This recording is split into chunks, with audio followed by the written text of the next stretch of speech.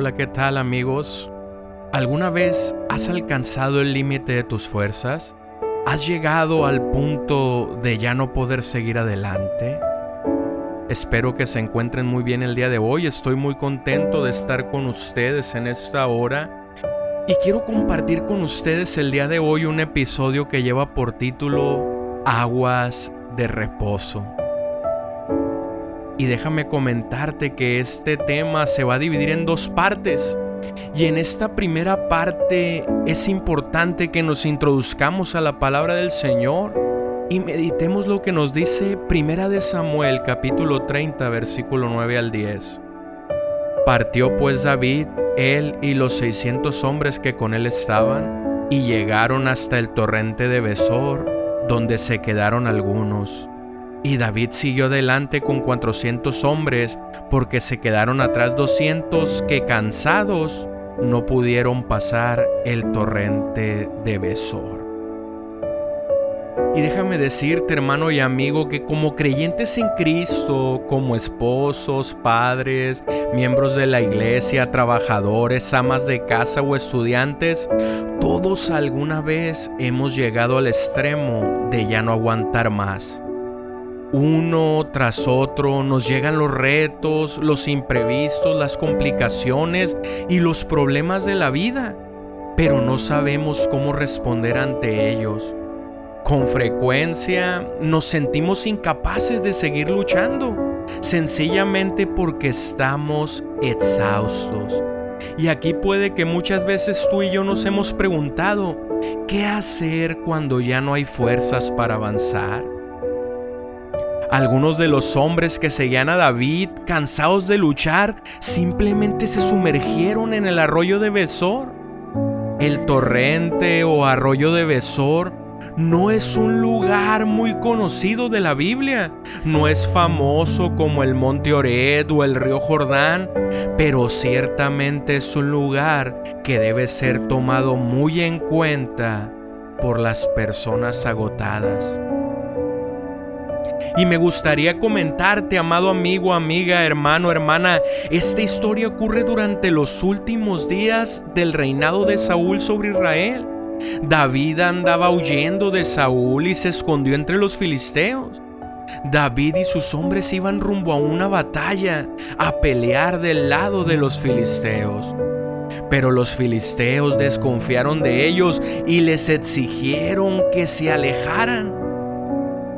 Partió entonces David con sus hombres hacia el sur, de regreso a Siclac, donde vivían, un viaje de 3 días.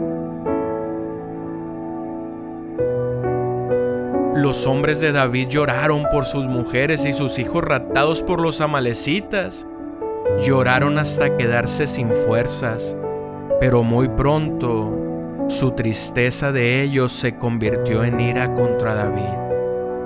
¿Por qué los hombres de David no se enojaron contra los amalecitas en vez de hacerlo contra su líder? Porque culpaban a David de haberlos llevado a una batalla ajena y de haber dejado a las mujeres y a los niños desprotegidos en Siclac. David era el culpable de todo y debía morir por ello. Ya David estaba acostumbrado a este tipo de trato. Ignorado por su padre, despreciado por sus hermanos, perseguido por el rey Saúl. Solo esto le faltaba, que sus hombres, los hombres a quien él tanto había ayudado, se levantaran contra él. Y déjame decirte, hermano y amigo, que David pudo haber reaccionado como un psicópata. Pudo perder los estribos o argumentar fuertemente su defensa. Después de todo, también a él le habían secuestrado la familia. Igual que los demás, él tenía derecho de llorar, lamentarse y desesperarse por la pérdida de sus mujeres e hijos. Pero David hizo algo diferente. Puso su confianza en Dios y cobró ánimo. El verso 6 de este capítulo 30 nos dice que David se fortaleció en el Señor su Dios, y mientras que 600 hombres avivaban su ira contra él y juntaban piedras, David se postraba ante su Dios vestido con un efod de sacerdote. Hermanos, amigos, es esencial que nosotros aprendamos a hacer lo mismo que David.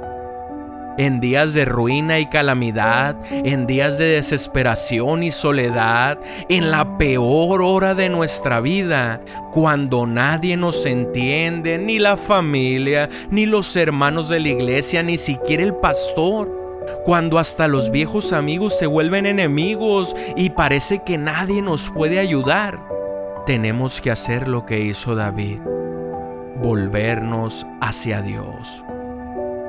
Y esto te lo digo porque si clamamos a Dios con fe, Él nos responderá, como promete en Jeremías 33:3. Primera de Samuel 38 nos dice: David consultó al Señor: ¿perseguiré a esta banda? ¿Podré alcanzarlos? Y Él le respondió: persíguelos, porque de cierto los alcanzarás y sin duda los rescatarás a todos.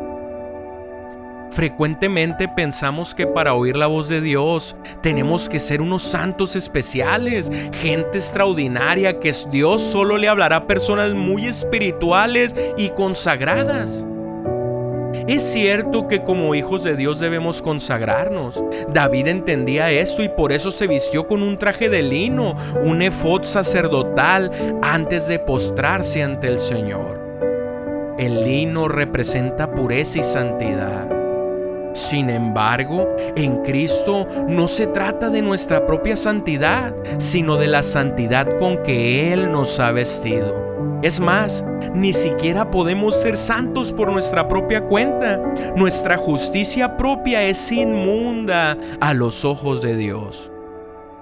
Pero si nos vestimos del Señor Jesucristo, es decir, si depositamos toda nuestra confianza en Él y en lo que Él hizo por nosotros en la cruz, entonces podemos acercarnos con tranquilidad a Dios y podemos hablar con Él libremente como David lo hacía.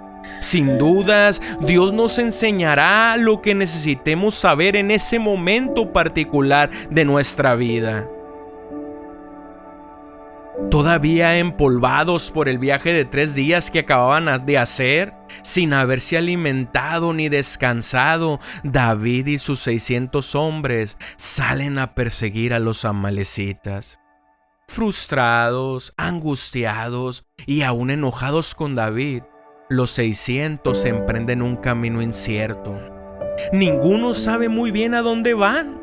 Solo sostenidos por el deseo ferviente de abrazar de nuevo a sus amadas familias y tal vez creyendo un poco en la promesa dicha por Dios a David. De cierto los alcanzarás y sin duda los rescatarás a todos. Los hombres de David marchan hasta llegar al torrente de Besor.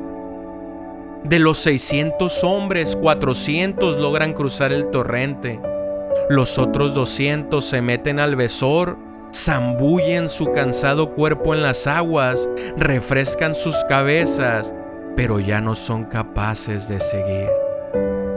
Están demasiado fatigados como para continuar, así que salen y se recuestan, con armas y todos en la verde ribera del arroyo. Pero ¿qué tan cansado tiene que estar alguien como para decidir abandonar la misión de rescatar a su propia familia? ¿Puede un soldado estar extenuado al extremo de permitir que otro sea el que salve a su propia carne y a su propia sangre? Pues sí, estos 200 estaban tan abatidos y cansados que solo se dejaron caer junto al arroyo de Besor y David continuó sin ellos. Y con esto, amigos y hermanos, quiero comentarles que está bien descansar. En la iglesia también hay gente caída junto al Besor. Entiéndase, son buenas personas, son hermanos piadosos como tantos otros, pero sencillamente la fatiga les ha consumido. Por la razón que sea, un problema matrimonial persistente, una atadura antigua, una debilidad difícil de combatir, están caídos junto al arroyo. Y tú te preguntarás, ¿qué hacer con ellos? Los declaramos personas no gratas, los expulsamos de nuestras filas por endebles y cobardes, los reprendemos, los avergonzamos delante de la congregación o simplemente los dejamos descansar. David permite a los 200 quedarse y continúa con los 400. Ahora van caminando por un desierto espantoso, suben y bajan una duna tras otra, pero de los astutos amalecitas ni una huella. Ya comienzan a hundirse en las arenas del desánimo, cuando de pronto alguno diría que tuvieron un golpe de suerte. Y esto lo puedes encontrar en 1 Samuel capítulo 30 versículo 11 al 19. Tal como Dios se los prometió, así sucedió. David y su ejército rescataron cada mujer, cada niño, cada tesoro. Alabemos a Dios por su fidelidad, hermanos y amigos. Y como conclusión, como ya te platicaba al inicio de este episodio, esta historia no termina aquí. Tú tienes que conocer el remate. En nuestro próximo capítulo hablaremos de él. Por ahora, demos gracias al Señor, pues también a nosotros Él nos ha dado la victoria sobre nuestros enemigos. Oremos. Señor Jesucristo, Padre Santo, bendito y alabado eres. Gracias te damos en esta hora por la oportunidad de entender que también es bueno descansar, Señor. Que somos humanos, que sin ti no somos nada y que requerimos de tu mano poderosa y de tu guía para poder tener la victoria ante cualquier circunstancia adversa. Gracias, Señor, por ser tan bueno con nosotros. Te pedimos en tu nombre, Jesucristo, que tú hables a nuestros corazones y a nuestras vidas y que podamos aprender a depender de ti, que tú tienes la última palabra. Aleluya.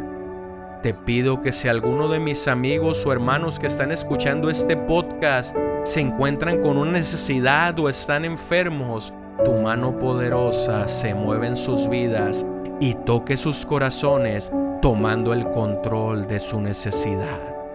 Te lo pedimos en el nombre de Jesucristo. Amén. Amigos, hermanos, espero que esta palabra haya sido de bendición para tu vida y nos vemos en el próximo capítulo para continuar con esta hermosa historia. Dios te bendiga y hasta la próxima. Bendiciones.